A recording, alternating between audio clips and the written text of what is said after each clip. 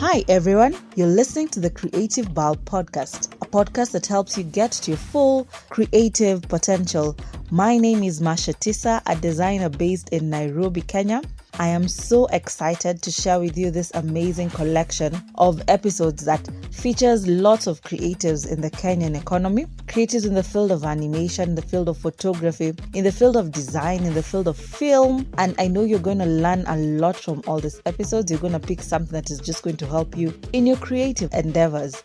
So this particular series has been sponsored by the Culture Development of Eastern Africa that seeks to promote creativity and innovation within the East African region. A special mention and a special thank you to our sponsors Midundo Online Radio that seeks to promote East African conscious music. So you can get Midundo Online on www.midundoradio.co.tz. I repeat, www.midundoradio.co.tz. Just apart from music, you get to listen to a lot of shows. And if you're looking to know what other creatives are doing in the East African region, Midundo Online is the show for you. So ladies and gentlemen, without wasting much time, I'd like to welcome you to the podcast, and I hope you get to enjoy this amazing collection.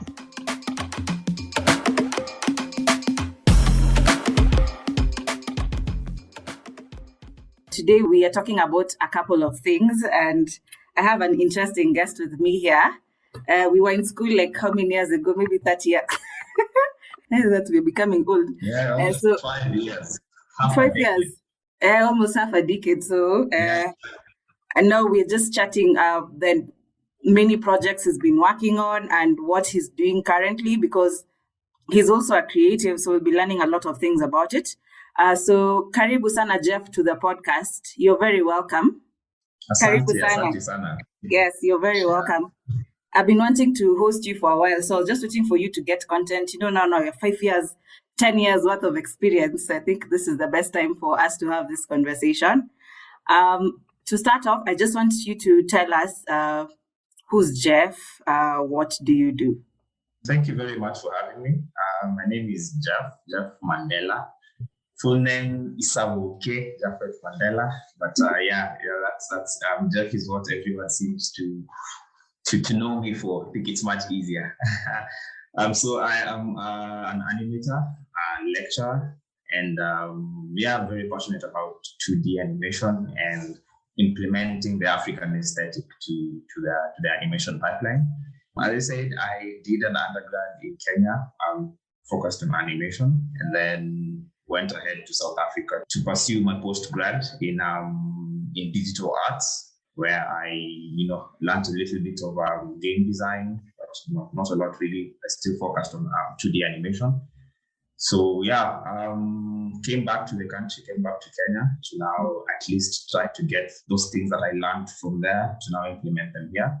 Because I think when I was there, I was involved in, there's a program called the Timolo Home Digital Innovation Precinct, which basically takes in graduates from various animation schools in Africa and has a 8-month crash program whereby you work on a production, like an actual production with a client. And their main focus is trying to make the work as world-class as possible. So it was really quite intense. Got to meet a lot of people, got to work on a lot of techniques that I can improve my craft, which made it a bit of a higher quality. So so once you're released from that program, you're now tasked to go back to wherever you're from and try to implement those industry standard techniques and practices that they have for other animators in the continent specifically. Yeah. That's really good experience.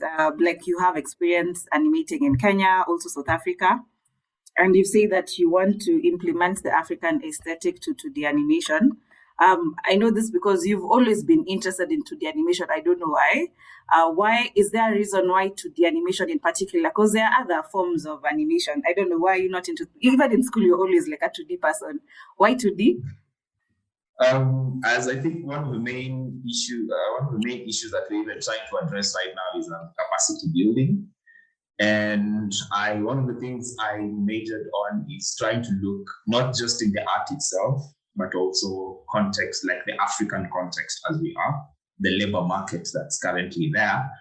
And the first thing that I noted when with these other forms of animation, they have a high bar of entry. Like you need some level of skill and also some level of equipment, which I feel in the continent, we're still not there yet. We're trying, like there are a couple of artists who are actually doing the most. But in terms of capacity, if you go to, let's say, the slums in Kibera or in Soweto or wherever you are, getting a person to go to 3D animation sort of requires a lot of infrastructure in place for them to actually accommodate them. So the reason why I specifically went to 2D is it has a low bar of entry, if I can say so. Any artist out there who just knows how to draw or has the simplest of equipment can actually enter to the pipeline seamlessly without any, a high bar of entry. I'll give an example. Let's say I want a background for my animation. What I need to do is basically just go to an artist, a fine artist in Kibera who's done some landscapes, some good landscapes and whatnot, and has that skill of drawing the environment, and actually just use that as a backdrop for my animation. So you see, you've already incorporated them into the pipeline, and of course, you've created some opportunity for them, rather than them just trying to hustle their way into just trying to sell that a simple drawing that they've done, but you've actually, made it appear in a bigger scope, if I can say so. So 2D specifically, I feel like in the current global landscape, especially with the video on demand services, things come on Netflix, things like Viacom and all these big studios that need content. So I noticed that there's a gap when it comes to outsourcing their work. And what they do, they create the concepts in those countries. And then since our labor is a bit cheaper, so what they do is outsource this labor-intensive but low-skill like parts of the pipeline. Things like, if I can explain, things like cleanup, things like color. They outsource it to other parts of the world. And right now, Asia and specifically Southeast Asia, places like Vietnam, South Korea, and all these things, they have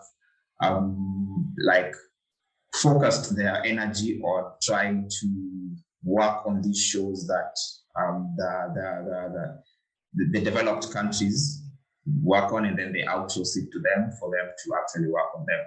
So I feel like 2D has a lot of potential when it comes to creating opportunities for the common man, the layman artist out there who doesn't necessarily have those really high skills of modeling and rigging that comes with techniques like 3D. So specifically for 2D, I feel like the market has a potential of creating opportunities for the artists to put in and to sort of create, work for them without necessarily having, intense skills when it comes to softwares and when it comes to equipment and all these things. So that's why I'm very passionate about that, and I try to build capacity using that mode of animation because I feel it has a huge potential and it's coming up. Yeah, I agree with you. Like in terms of 2D is always a lot easier because honestly 3D because of the rendering period, I don't know, it's just another drama altogether. It's not easier, but it's better. It's easier to teach someone 2D and produce the output is fast as opposed to 3D. But now when you look at animation, especially animation as an industry, now you're looking at Africa. You've said you want to implement the African aesthetic to animation. Most of the times, even because you're a teacher, you also teach animation history. Because now we learn about anime, we learn about animation in Hollywood, but now Africa, what is it that we are producing? Because in terms of innovation, what's the opportunity over there? Are we there yet? Or where are we? Just try to give a gauge of where we are at as an African animation industry. Because when you're trying to even get content for African animation, you're like, okay, how do you know this is African animation? Is it because when it's animated by an African, Actually, not. Yeah, that's a very good question. I think I'll answer it in sort of three facets because we started with where we are at the moment, like where the continent is. And I'm afraid we are still not even. Some places are a bit more advanced. Some places there's still quite some work to be done. If I may let me start with the places like the two big wigs, Nigeria and South Africa. South Africa is a bit more developed when it comes to they have been in the game for quite some time. A lot of big budgeted works have been done there. If you remember, they even shot Avengers Age of Ultron in Johannesburg. I could literally see like the building that I was staying in. There was a scene between Iron Man and Hulk, and that there's a fight sequence, and they actually literally destroyed the building that I was in. So it's crazy. For them, they already have like infrastructure that's been able to make them a bit more advanced. So they have been able to work with bigger studios. So but when it comes to places like Nigeria has a lot of talent. Like their numbers are amazing, and the few artists I've interacted with from there have been working with big things like Netflix, Nickelodeon, Viacom, and all these things. But most of them are sort of in an individual capacity, so it's not really amalgamated. They're still all over the place, and I will compare that to Kenya. Kenya is also in the same space. For Kenya, I would say our market doesn't yet consume local content. We are really focused a lot on international content and international stuff. So that's usually a problem when it comes to when you release your own work, and the Kenyan market expects a certain level of quality that you need to have for you to entice them. And in terms of now the African aesthetic. Now, how do you differentiate African work from the rest of the world? It's an issue that I have with my students, and I have it, with also fellow artists out there. We are inspired by external works of art. At the moment, the craze is anime. Everyone wants their work to be like anime, to be, even their designs, their sets, their stories, they are more related towards the anime aesthetic. And there's totally nothing wrong with that, because either way, even us, when we were growing up, we were inspired by things like Cartoon Network, Dexter's Lab, Powerpuff Girls, and all these things. Later on, Pixar and DreamWorks came to us, and we were inspired by such things. But now, when it comes to now what an African aesthetic is, it has to be sort of divided into two parts. Of course, we have the visual elements and the story element too. So on the visual element, that one is more of a creative choice. In as much as you might want to tell an African story, you can't use Western or Eastern imagery to portray the same. You sort of have to be inspired by what is exactly around you. Because I can't tell a story about an African boy, yet I am drawing a white face, with a long nose. Just have this iconography of that portrays Eastern or Western elements. It has Eastern or Western elements.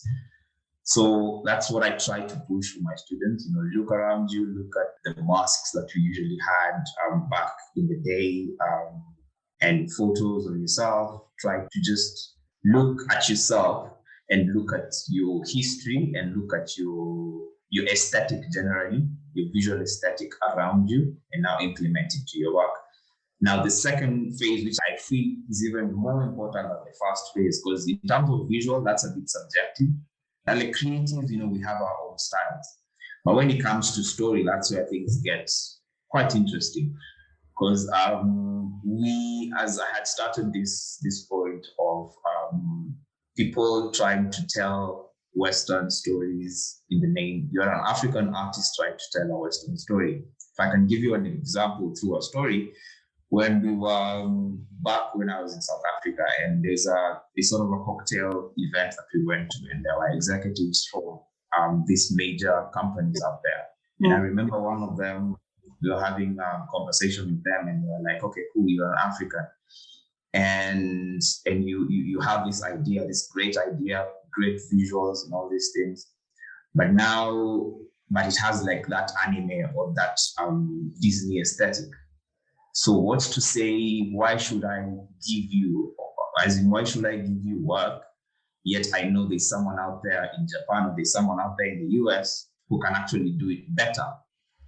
Because you're talking about, you're in Africa, you've never had any European, or you never had any Asian experience. So why do you want to write a story that has an Asian experience? So my conclusion is, for artists to really implement that aesthetic, they should go back within them and think about the experiences that they've had. Because personally, my experiences revolve around, growing up in Eldoret, from Eldoret coming to Nairobi for my campus. From campus, interacting with all these people from Ongata Rongai all the way to Westlands. Now coming back, going to Johannesburg, interacting with all these people from the richer side to the poorer side. So those experiences specifically are the things that now we should now start telling our stories about. Of course, I'm not trying to tell people now to now make documentaries. No, that's not the case. Yeah. But my case is trying to get a base of your own experiences, like the experiences that you've had. That should be that starting point, and then now you can explore whatever element of fantasy that you want to portray, but it still should be grounded on the African experience. Yeah. I like what you said about like it is a combination of the visual element and also the story element, because I think that's where the difference is always. Like, most of us are always inspired by other artworks. And you've also mentioned growing up, because even for me, the reason why I chose animation is because of the works. Cartoon Network then was a hit. And even when you look at history, those are the works of Hanna-Barbera, Will and Joe Barbera. You see, then they were like the first people because they're using limited animation techniques. Before then, guys were used to Disney, and then Disney was doing more realistic, which is fine. But then now when limited animation was introduced, so what Hanna-Barbera did is like they just revolutionized the whole industry. So we kind of have most of the animations that we watch that we always remember the likes of Scooby-Doo, like they're their works. Now we're looking at it now in terms of Africa now. Is there room for innovation? Like, I think most people growing up in the 90s were influenced by their works. I don't know about kids now. That one is questionable. But then there was a lot of influence by what was coming out of Cartoon Network, which are mostly films from Hanna-Barbera. So now, and as Africa, because our industry is very young, do you think there's an opportunity for people now like the Will and Joe Barbera to just come up and maybe influence the whole continent? Do you feel like there's room for innovation? I mean, we've already seen it all. Not yet. Actually, that's a very good point. I would suggest maybe your listeners, when I was down there, I met like an amazing group of artists who have started something called the Vovo Style. Vovo Style, basically, it's Vovo Style. It's started by there's a guy called Mr. Vovosta, very good artist. He was went to France for his masters. And came back, and he's the one who one of the pioneers of that symbolic program that I was in, and one of their major points is now implementing the African aesthetic. So in terms of what you're asking me, just techniques and how to democratize, that's a problem that still has to be solved. And one of the ways that I'm planning to do that, it's literally on what I'm planning to sort of pursue for my PhD. It's in terms of democratizing the animation pipeline. Because for my master's, it was more remediating the animation pipeline to cater for the African aesthetic and experience amidst the colonial gaze. How we are portrayed as Africans by people from off the continent. Yeah. But now this time to sort of pursue this issue, because I already identified the problem, which is already how Africans are portrayed. And now we're trying to implement the African aesthetic. Now, after implementing that African aesthetic, how do we make these kids or these upcoming artists now implement that work into their work in the most seamless way possible? Yeah. And it is, I wouldn't say that I have concluded that there is a specific way to go about it. This is still like an ongoing journey. As I said, the industry is pretty young, especially in the context of where we are, whereby the economy isn't really going very well. There are a lot of inequalities. A lot of people don't have access to capital, which capital helps them, get equipment and all these things. So we try as much as possible to use whatever we have, whatever little that we have, be it just like a small tablet, be it just like a small laptop, that can cater for a technique that doesn't really require a lot of equipment involved. So when it comes to now the actual animation technique, I know a lot of Kenyan animators have really gone, especially those who are doing 2D. Most of them have gone to cutout animation because they feel it's the simplest one, and it's what is easier to do and what is more feasible for them to actually achieve. For me personally, my personal take is I feel like cutouts has a good potential, but it doesn't really express. If done right, it can actually do amazing things. Yeah. If you look at an example of a Canadian studio called Mercury Filmworks, they do cutouts, but cutouts done in a way that you wouldn't even know it's cutouts. But for us to reach that level, it still needs a lot of technicalities. So that's why I still come back to the traditional way of doing things, where we just implement those principles of animation to our drawings. So because I feel like one thing that can never be taken away from a person is their talent and their passion. So you can remove all the equipment, you can remove all the whatnot, but if the talent remains, whichever medium you use, even if it's 3D, 2D, or traditional or cutout, whichever, as long as you have grasped those principles, it's very easy for you to implement it in whichever style that you feel comfortable.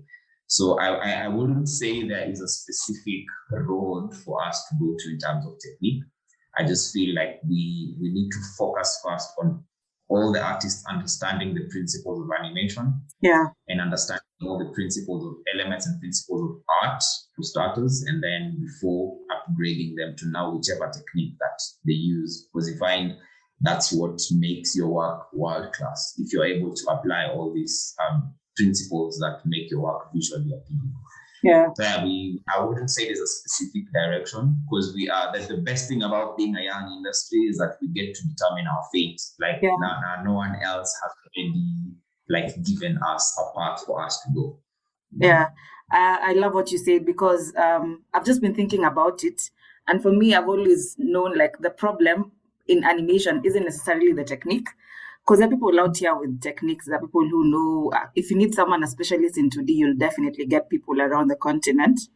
My only issue now is, I feel like we need to really do a lot of focus on the story beat, because story is now where people lose it. Because if you look at even the reasons why we enjoy Cartoon Network wasn't because the animation was, most of them are just choppy, like box cycles that look very funny, but we love them because of the story. So we need to focus a lot on the story beat. So in terms of telling an African story now, from you and your experience, what advice do you have to give around that topic? That's I think in terms of telling the African story, as I had said previously, experiences. And I think now that you brought it up, this might be also a good segue to go into. I think this will be the first of many media rounds that I'll be doing the next couple of months. Nice. Because I'm just releasing, I think probably when this podcast will be released, that's when probably I will release the first teaser trailer for Mama Mboga. Which is a show that I have been working on for the last about 5 years. Even before leaving the country, I was working on it, and now though it's been a back and forth. But so as coming back to the main point, when it comes to implementing the African aesthetic, it's more of what are your experiences. For example, if I can be personal, my inspiration for Mama Mboga came from, living in Longai, and you have these vegetable vendors who are out in the streets and trying to fight for customers. So in this case, you're coming from school and you have this really old mama trying to sell, groceries, tomatoes and onions and all these things. And then you have the other one who's selling vegetables. And when you appear from the road, all of them look at you like, that's a potential customer. So all of them try to entice you to come to their store because there are many. So what I do is just take that simple premise that I have of two people or several people who are just hustling, trying to make a living out of selling vegetables, and now turn it into this battle of weights that has extreme sets. Avocados going to space, avocado, Oh, wow. Okay. doing so. Yeah, it gets really crazy just pushing, because it's a medium. The best thing about animation is that you can push reality as far as you can, but still grounded in a basic concept. So that basic concept is more like let's call it Tom and Jerry, but in an African context, whereby we have these two characters who are fighting for a goal. But at the end of the day, we give them a backstory, just humanize them in a way that they are visually appealing, they are relatable wherever you are. You can see their struggles, you can see what they go through for them to actually survive. So it's just telling our story, but in a fun way that a little child can see all these crazy things that these mamas are doing. And actually one day when they're driving or when they're walking in the streets, they'll be like, oh yeah, actually seeing that's the mama. And they sort of appreciate what these characters are doing. So those experiences are what we should really try to focus on putting into our stories, so that the world can actually see us as humans and appreciate the life that we live in and the potential that we have for the future. Yeah. So Mama Mboga, first question is, did you animate it yourself, or you have an entire team? It's just a teaser though, so it's like almost 15 to 20 seconds of animation. However, I had a background artist who's been there with me since 2016 actually. We've been working together in several projects. We did some illustrations together for one of the major publishers in Kenya. And then that's when I was like, oh, this guy actually is very good in terms of just drawing background design. So he's the one who did my backgrounds. When I was in South Africa, I met up with a very talented sound designer. And he was like, yo, he'd be very willing to join me for the project. So he's the one who did like the sound for the trailer. And now the animation, since I have been doing it, just slowly finding bits of time here and there from my lectures on the evening, or just getting 1 hour a day somewhere and just working on it there. So it's sort of a self thing, but once it's done, once it's approved, I'm hoping to get some funding and investors who are willing to actually get in on the idea, and we can push it forward to create a very enticing and very cool series. Yeah. So I really love. I'm looking forward to watch it. I hope you really get all the funding you need.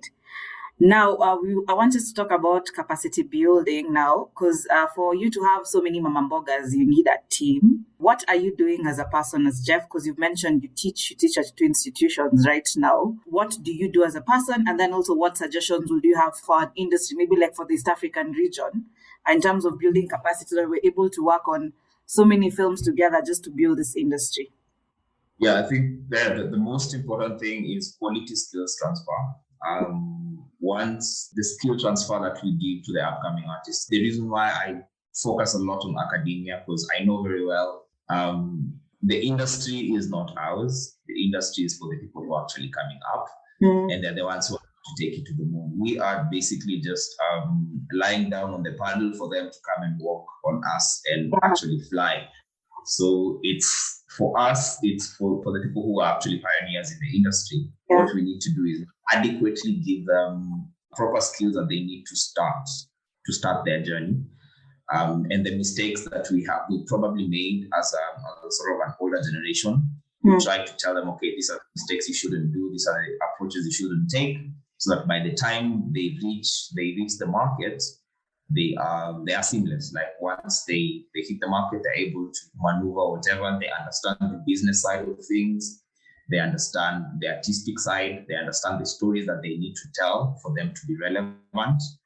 So yeah, for the East African market, I would say let's stop being westernized. We are too westernized here in East Africa specifically, because if I go to places like Nigeria and South Africa, they have like deeply embedded cultures in them. In as much as, yes, they are diverse, but they still ground their work a lot into their cultures. Whereas I saw most of the works coming from East Africa are either just replicas of what's already been done by the West. and it feels forced and it feels copied. If you know what I'm saying, it doesn't feel original, it doesn't feel authentic.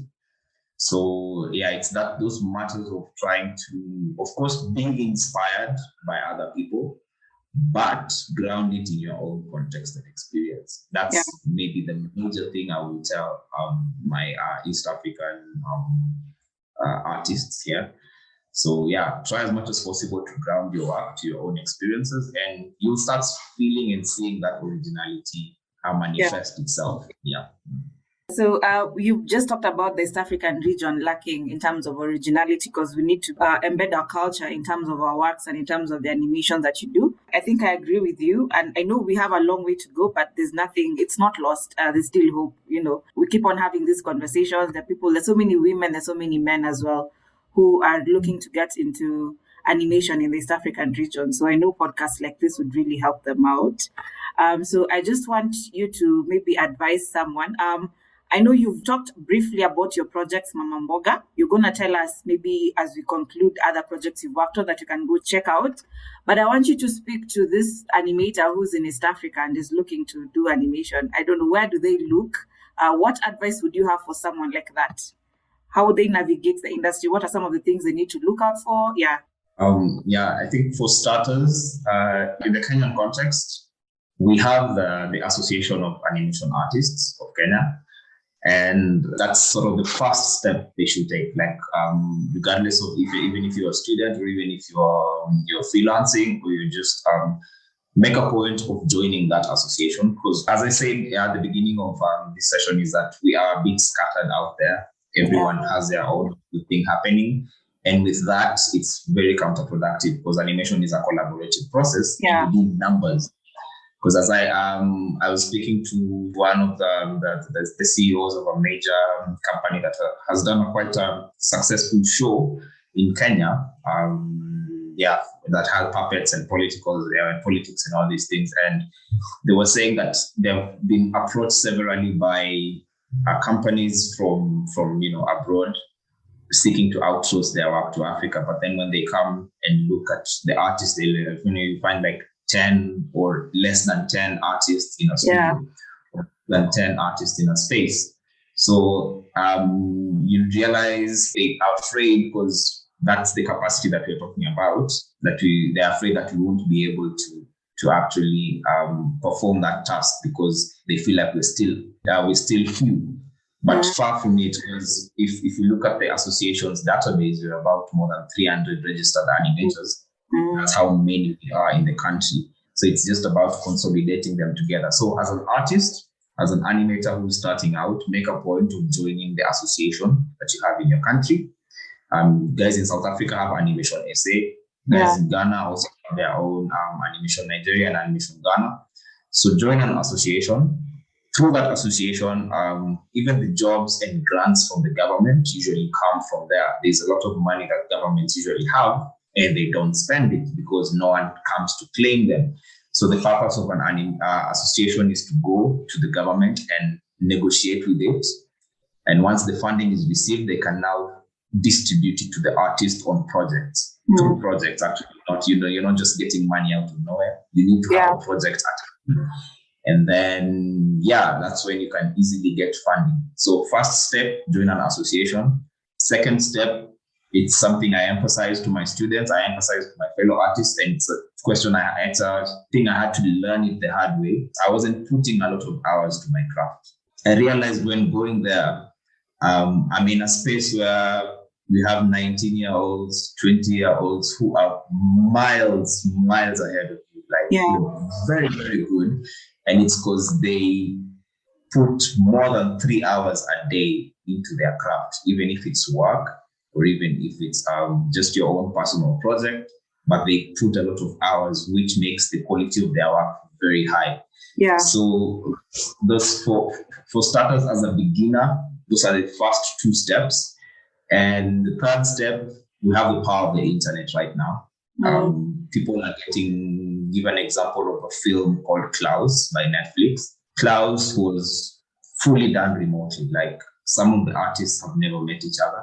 The producers are from Spain, some of them from America. and the artists were from all over the world. Like we have artists, from the whole of Europe, North America, South America, whatever. Like it was a collaborative effort, and most of those works were gotten from guys who would just post their work on Instagram, and this producer will go and scroll around and see like, "Hey, this work is really good. Let me contact them and see if they're interested to come to the production." So have an online presence. That's one of the most important things in this day and age. So no matter how talented you are, if no one is seeing your work, then it's null and void. So have an online presence, join an association, put hours into your work, constantly post, constantly seek feedback, constantly seek critique. And don't be afraid to just seek mentorship from people around you, from people that you feel have reached a level that you want to reach. So those sort of are the three major steps. The rest will come in as time moves forward. You've alluded to something that I was actually thinking about in terms of you find that there's a project coming in, and people, like, there are no people, like you find 10 people in a studio. Is it a problem with character? Are we just too proud? We have big egos as animators in the industry. Like everyone, you want Jeff. Mama Boga wants to be written and directed by Jeff. Jeff is the animator. Like, you wouldn't want to share your glory with someone else. Do you think that's a problem we are facing? If we are humble enough to maybe share credit, maybe it would have been better. I don't know. What's the problem? In your own opinion? Yeah, this is my own opinion and also my own personal experience. I used to think the reason why my prior works are not really as high of a quality as they are at the moment is because just the same way we had egos, and we used to think, okay, maybe I want to do all these things myself, and I want to take credits and seem like I am the sole creator of this, and I will the beginning and the end. But then I realized, it can only get you so far. You won't really move as much. So maybe as a challenge to the studios in Kenya, I'm happy that recently we had the Kalasha market, and a lot of the studios were there together, and we could see how scattered we are and why the association was very important when it comes to just consolidating all our resources. It's still good to still maintain that individual capacity because, of course, you might get a TV commercial that doesn't necessarily require more than 50 people. You can easily do it as your in-house thing. But what I want to focus, and I think it's also something I noticed in the South African industry, they still have the small studios. But what they do is that they have one major umbrella body that now whenever there's a big project, they now get all these smaller studios come together and like collaborate on that one project. So it's more of just a network. A network needs to be created whereby there's an umbrella body that comes in and consolidates all the work together and then redistributes it to the other studios ukuchini. So it's just a matter of collaboration amongst studios and proper communication, constant and proper communication that is there. But so far, so good. I feel we are on the right track at the moment because the association is going stronger.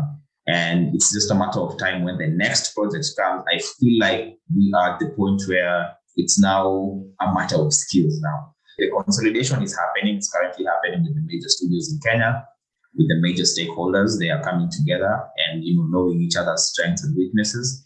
But then, so when the project comes in, now it's a matter of now the artists, individual artists from all these studios, or from whether you're a freelancer or not, to now upgrade your skills to match the ones that are there, in the global market. Ever since Tinga Tales, I don't know if there's any project that has unified animators in the region like Tinga Tales. Maybe you can educate me, because I was just imagining if all of us, because maybe your strongest suit is just in writing. If we just come together, everybody, people from Tanzania, you are just a background painter, work on a project, we'll be speaking as one voice in terms of the industry. So maybe we are getting there. We're getting there, hopefully. But I feel like we need to be too proud. Just to add on that, there's this anthology series by Disney that's coming up called Kizazi Moto. I also feel like it will definitely be a game changer because it's supposed to be released, I think, either end of this year or beginning of next year. Because it has sort of consolidated artists. Even there's one artist from Kenya called Mendo Muki, and she her shot is among there, and we had guys from South Africa, guys from Nigeria, and all these places. So I feel like that project, depending on how it goes, it will definitely be a game changer when it comes to just African animation. Yeah. So once we are able to show the world that, okay, this is the quality that can actually come from from Africa, even artists themselves will be, okay, cool. This is what happens when people are united. Yeah. And able to produce great things. So it's still a matter of time. We're praying for the best. And yeah, we're happy where we are because it's baby steps. And I'm also hoping that Mama Mboga will be like the next project that actually unites everyone. So you said everyone up. Come and join Mama Mboga.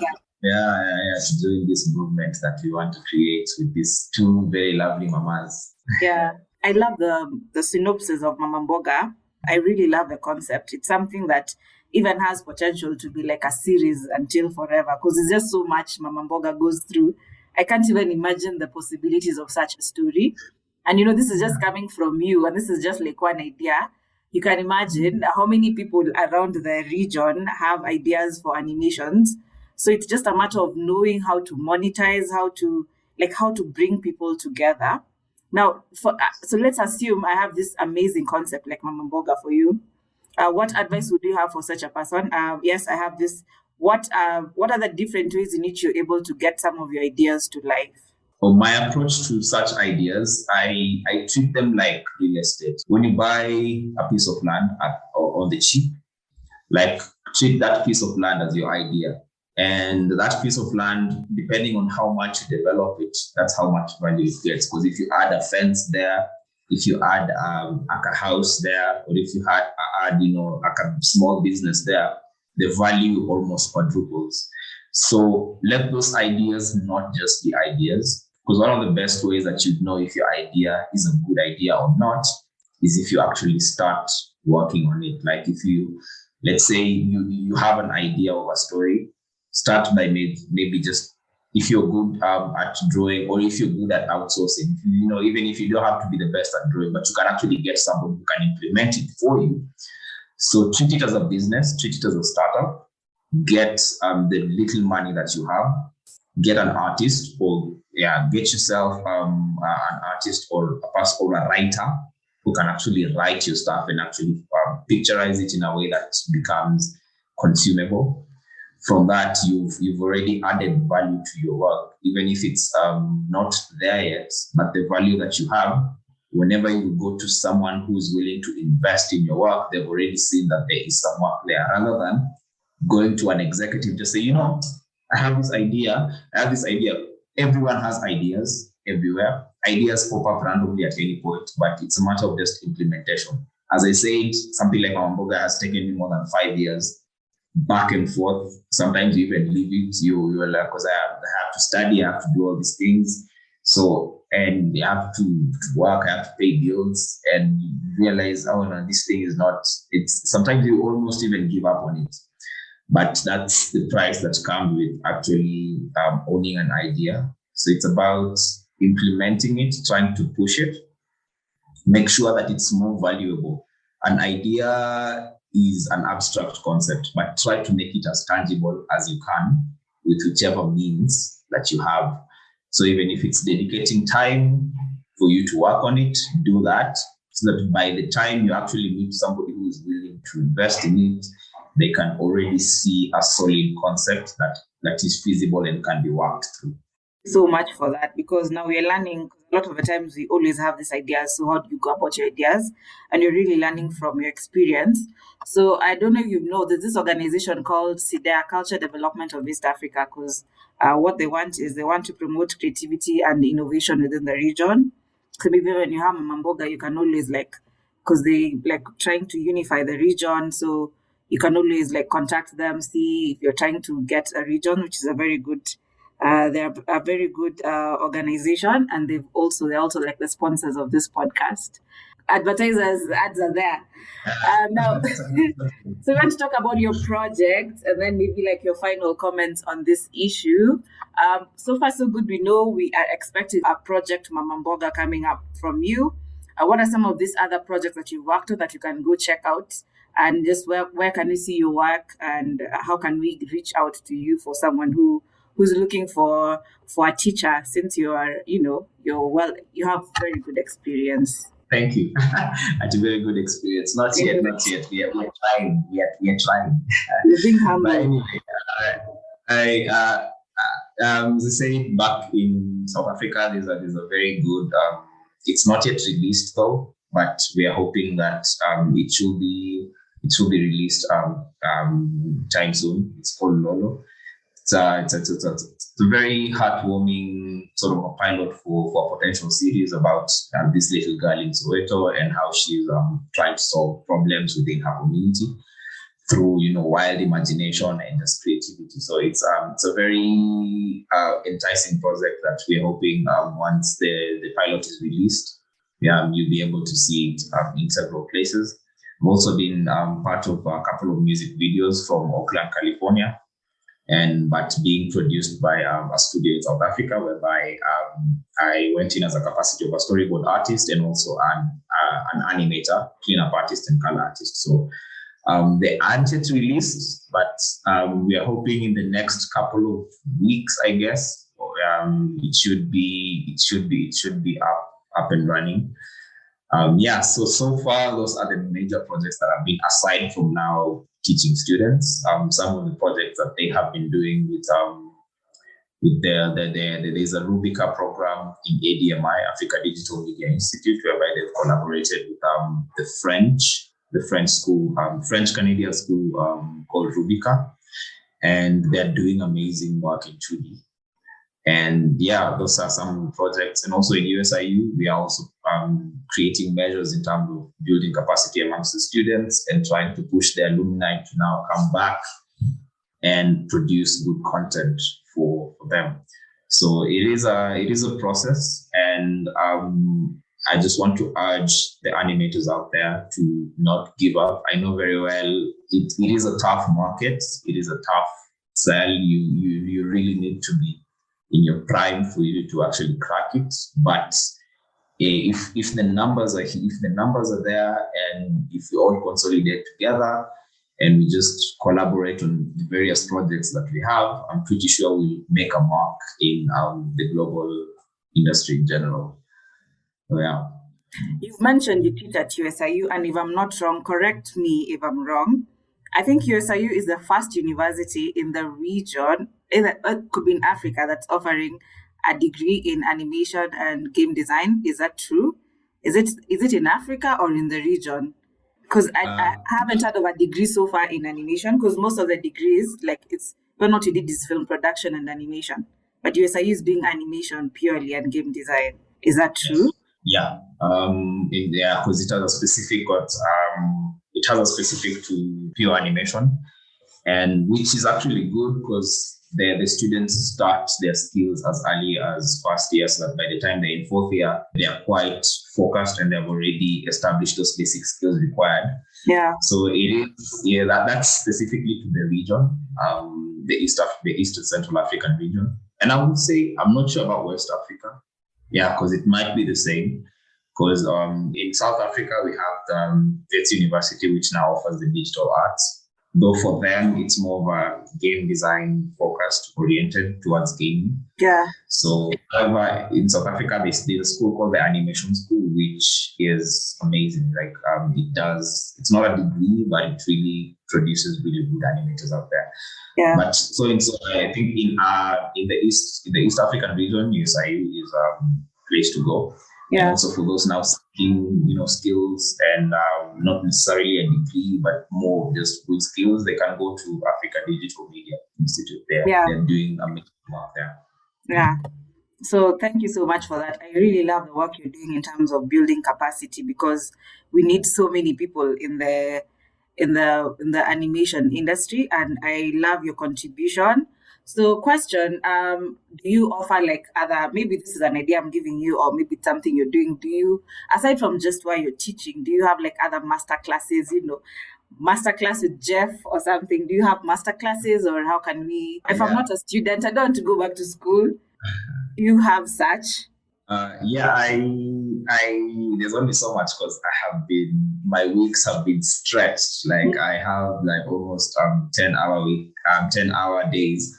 But anyway, for just capacity building, we have the Association of Animation Artists have a Discord channel whereby in the evenings I usually log in and share my screen. So they have a lounge whereby it's a chill out session where guys can just hop in the voice chat.